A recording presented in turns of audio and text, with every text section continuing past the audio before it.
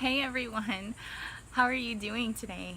I wanted to come in and share with you this morning a little bit about feelings. A lot of times I feel a lot like my coffee cup here indicates, Mama Bear. How quickly it is that we can have our emotions and our thoughts for the day just escalate into Mama Bear mode, right? Especially if someone attacks our children or someone in our family.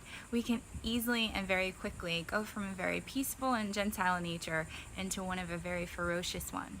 Well, I'm sure you've never experienced that, but I know I have several times, and I'm sure my husband and kids would attest to it also. But if you're like me, most of us are feeling based. It's very easy for us to move through life saying, I don't feel like doing this, or I feel tired, or when I'm around this person, it makes me feel drained. Sometimes it's hard to get motivated if all we do is react based on our feelings. So this is one of the tactics that the enemy likes to use a lot because he knows that we're very feeling-based creatures. In fact, it's one of the beautiful things that God designed us to be, feeling. He took something that was invisible and not relatable until it was manifested and seen in the visible world, put us all into creation, and made us beings with a body and a soul and a spirit so that we could literally feel the world around us, not just the leaves and other things and actually touch, but to sense, to smell, to taste, to see.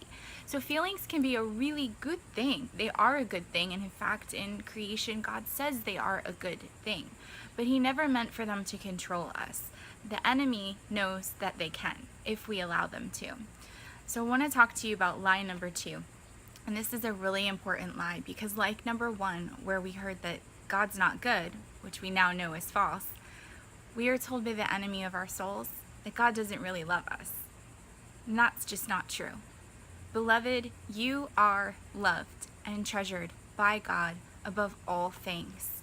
We learned that trusting our feelings can be very deceiving, and just like renewing the thoughts in our minds, we also have to recognize what we're feeling and take control over those feelings. We trust what we feel to be true rather than what we know to be true. Feelings can be very, very deceptive. So when we look around at relationships, a loveless marriage, rejection from an ex-spouse or an ex-mate, grown children who don't call us anymore or come home to visit, we're approaching 40 and we're still single. Come on now. These are all things that can affect our feelings. And they can be points that the devil uses in our lives to try and reinforce the lie that all these things are happening in our life because God doesn't really love you. In fact, nobody loves you. This is just simply not true. Sooner or later, our behavior starts to reflect our beliefs. So just like our thinking and our patterns of taking over and transforming our mind and allowing the Word of God to renew our spirit and our mind, we also have to allow the Spirit of God through His Word to renew our feelings. So our feelings are there. They're there to help us recognize what's happening around us. Feelings are actually a really good thing. The scriptures say that we shouldn't grow, or rather, we shouldn't sin in our anger. But it doesn't say that it's not okay to be angry. Even Jesus himself had moments of anger. He grieved, he cried, he laughed, he sorrowed. Look in the scriptures, it's all there. Jesus was a very feeling person. He cried a lot. He really did. And so when we talk about controlling our feelings, we're not talking about denying them. We're not talking about repressing them. We're not trying to say that they don't exist. In fact, we're very much called to embrace what our feelings are trying to tell us about God and the nature of things around us that He's placed in our lives. He uses those feelings actually as a way to communicate to us that there's something good here that I want you to see, but I need you to look. If we sit there in those moments where our feelings overwhelm us, we might miss the good. That's why we have to train ourselves to say, aha, I'm feeling this right now. Okay, Lord, what is it that you want me to see out of this feeling? What is it that you're trying to show me because I'm feeling like this? I'm feeling like this for a reason, Father.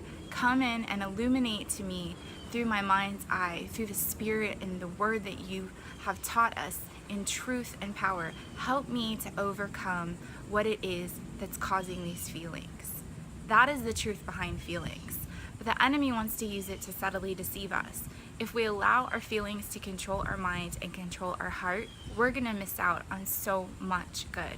And beloved, I don't want you to miss out on the good from our very good Father, because that's all he has for you is good in this life. But we have to be willing to look for it. We have to be willing to get past the feelings and not stay in the grief, not stay in the sorrow, and not stay in the lie that you are not loved. I want you to go ahead and click on the link in the comments below.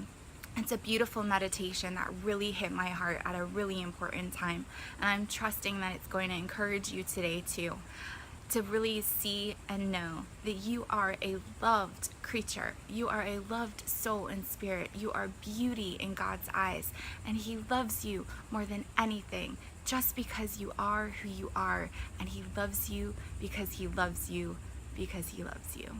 And that is the truth.